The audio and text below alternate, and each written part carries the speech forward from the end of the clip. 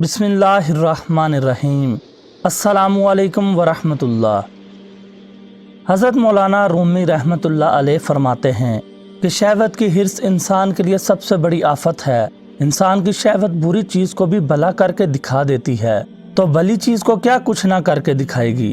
जिस गधे को ज़्यादा उछल कूद की आदत हो, उस पर ज़्यादा बोझ डालते हैं। यही हाल इंसानी नफ्स का है। याद रखो, इंसान में शहवत खाने पीने से बढ़ती है, तो शहवत को दबाने के लिए कम खोरी की आदत डाल या फिर निकाह कर ले। जब इंसान ताकतवर और कीमती चीजें खाएगा तो उसको औरतों की तरफ ज्यादा शहवत होगी।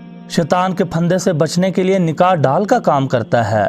नफ्स को काबू करने का हुनर अगर नहीं आता तो उससे बचना सीख। इंसान अगर नफ्स परवरी की हालत में मर गया तो उसकी मौत रुसवा कुन होगी, क्योंकि जैसा इंसान का बातिन होगा, क़यामत में अल्लाह उसी सूरत पर हशर करेगा।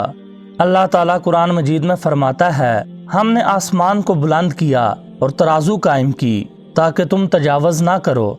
इसलिए अपनी ज़िंदगी के हर फ़ेल को एतदाल पर रखो और नफ्स के किसी मामले में हद से ना बढ़ो। इल्म और कनाहत दोनों को अपना लोगे तो दुनिया से भी फ़ायदा उठा लोगे और मुसाइब में भी गिरफ्तार ना होगे। हज़रत मौलाना रूमी रहमतुल्लाह अलैह फरमाते हैं कि अक्लमंद आदमी दुनिया को आखिरत के फ़ायदे के लिए इस्तेमाल करके फ़ायदा उठा लेता है, जबकि नादान नदामत और महरूमी का शिकार हो जाता है।